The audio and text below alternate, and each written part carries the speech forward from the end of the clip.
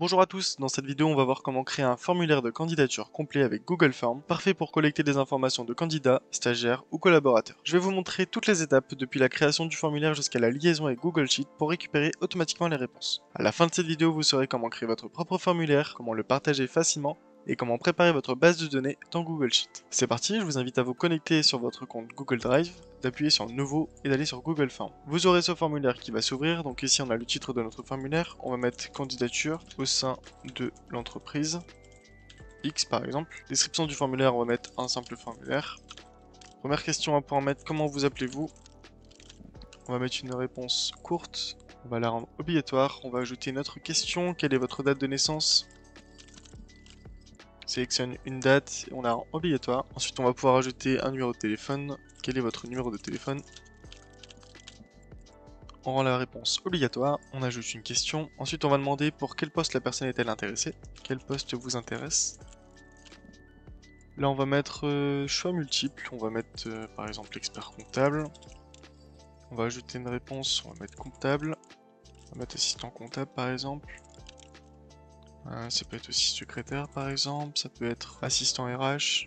Donc là c'est à vous de mettre en fonction de ce que vous souhaitez. On n'oublie pas de rendre la réponse obligatoire, on peut ajouter des images si on le souhaite. Là on va demander si la personne a déjà de l'expérience en entreprise.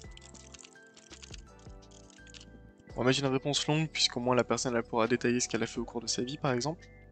Et derrière on va demander les motivations de la personne. Quelles sont vos motivations? Donc là, à ce moment-là, on va mettre un paragraphe. Comme vous avez pu le voir, j'ai posé vraiment des questions très simples. Donc si derrière vous voulez faire d'autres questions, d'ajouter des images, des vidéos ou quoi que ce soit, n'hésitez pas, c'est à vous de personnaliser votre formulaire comme vous le souhaitez. Dans notre cas, on va se diriger dans les paramètres. Comme vous pouvez le voir, on peut convertir en questionnaire. On peut attribuer des barèmes de notation, on peut définir des réponses et ajouter automatiquement des commentaires. Donc ça c'est généralement utilisé pour tout ce qui est quiz. Ensuite dans réponses, gérer la façon dont les réponses sont collectées et protégées. Collecter les adresses mail. On peut soit ne pas les collecter, soit les collecter, ou alors c'est une information à saisir par le participant. Si on active la collecte des emails, on peut envoyer aux participants une copie de leur réponse. On peut autoriser ou non des modifications sur notre réponse. On peut bloquer le formulaire à une seule réponse. Ensuite au niveau de la présentation, on peut afficher un barème de progression pour savoir on est à combien de pourcents sur le formulaire. On peut trier les réponses en mode aléatoire. Lorsque l'on envoie le formulaire, on a un message de confirmation. On peut personnaliser ce message juste ici dans édition. Afficher le lien pour envoyer notre réponse, ça proposera à celui qui envoie le formulaire d'envoyer une nouvelle réponse à la fin de celui-ci. Afficher un résumé des résultats, ça permet de montrer à celui qui a répondu au formulaire les réponses qu'il a renvoyées. Donc dans notre cas, on va l'activer.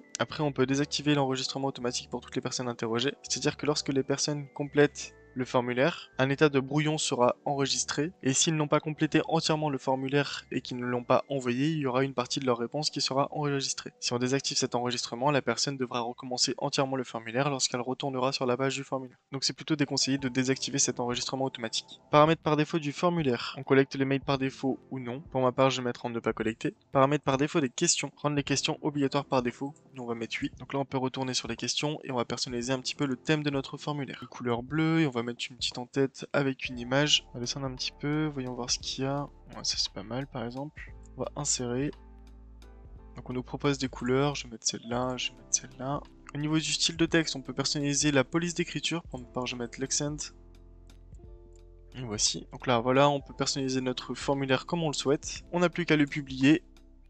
Publier le formulaire, toutes les personnes pourront répondre au formulaire, et là on obtient le lien pour répondre au formulaire. On peut bien sûr partager le formulaire, soit on décide que toutes les personnes peuvent y répondre à partir du moment où ils ont le lien, ou alors on peut sélectionner des mails de certaines personnes pour qu'ils répondent ou pas à ce formulaire. Pour ce faire, c'est dans les paramètres des partages juste ici. Voilà, notre formulaire est désormais publié, on va pouvoir configurer les réponses, donc on va les collecter dans un Google Sheet, on va sélectionner une destination pour la réponse, on va créer une nouvelle feuille, on va l'appeler candidature, et on va appuyer sur créer. Parfait, c'est donc maintenant associé à notre Google Sheet. On va pouvoir désormais ouvrir le Google Sheet en question, comme ceci.